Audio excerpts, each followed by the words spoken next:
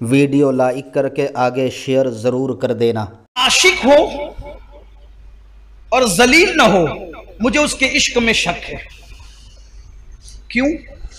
इसलिए कि दीवाना ही तो जलील होता है। दीवाना ही जलील होता है, फरजाने थोड़ी जलील होते हैं। फरजाना तो कपड़े संभाल के चलता है, उसकी इस्तरी फरजाने की समझाने के लिए कह रहा हूं, उसकी इतनी टाइट रहती इस्तरी कि वो जो स्त्री ने इस्तरी की है तो उसके फन को भी लोग हैरत से देखते हैं।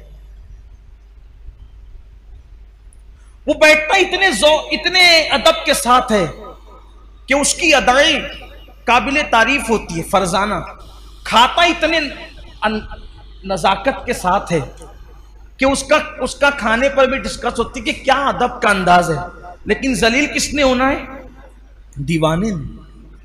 इसके तो बाल ऐसे, इसका तो लिबास ऐसा, इसका तो गुफ्तगू का समझाने के लिए कर। दीवाना ये दुनिया का दीवाना है जो जलील होता है। अरे जो दुनिया की मोहब्बत में दीवाना हुआ जब वो जलील होता है तो जो सबसे बड़े महबूब, महबूब आजम, महबूब रब्बे अकबर, सारे अंबिया के खुदाओं का, सारे अंबिया का खुदा, माफ कीजिए खुदाओं, सारे अंबियाओं का खुदा, सारे नबियों का खुदा, सारे रसूलों का खुदा जिससे प्यार करे वो मोहम्मदुर रसूलुल्लाह है। अब कोई उनसे प्यार करे, कोई उनसे इश्क करे, तो फिर आप मुझे बताएं वो जलील ना हो, वो रुस्वा ना हो, तो फिर वो आशिक कैसा, फिर वो मुहिब कैसा?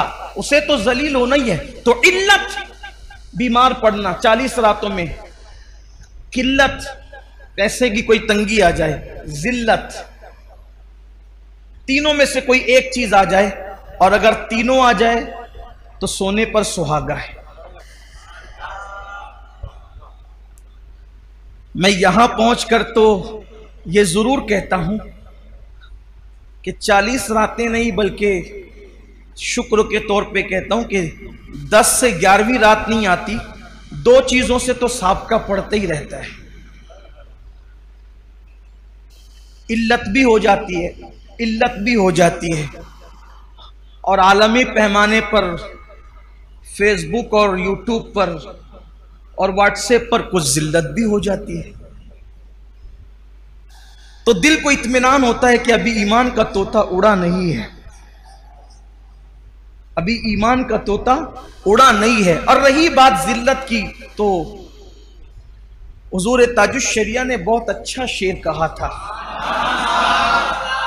अगर महबूब के लिए जलील होना पड़े तो फिर ये जिल्लत नहीं है बल्कि ये भी इज्जत है। वो कहते तेरी खातिर जलील होना है मेरी इज्जत। मैं इसको जोड़ करके इसलिए पढ़ रहा हूं ताकि उसका मफहूम समझ में है। तेरी खातिर जलील होना है मेरी इज्जत। तेरी खातिर जलील होना है क्या है? आपके लिए जलील होना मेरे लिए क्या है? इज्जत है। तेरी खातिर जलील होना है मेरी इज्जत, मेरे वकार सलाम। तेरी खातिर जलील होना है मेरी इज्जत, मेरे वकार सलाम। तो हुजूर के लिए जलील होना कोई जिल्लत नहीं है बल्कि ये तो बड़ी इज्जत है। तो 40 दिन के अंदर ऐसी मुश्किल आनी चाहिए। फिर बीमारियों का बाब अलग है। तो याद रखिए कि मुसीबतें आनी चाहिए लेकिन मांगे नहीं, और आए तो उस पर सब्र करें। हदीस पाक में आता है कि जब किसी पर मुसीबत आती है तो उस मुसीबत का इनाम क्या है वो सुने। चूंकि अब हमारे पास मुख्तसर सा वक्त बचा है, अब इसकी तफसील में न जाते हुए कुछ रिवायत पढ़ना चाहता हूं ताकि पता चले मुसीबत का इनाम क्या है।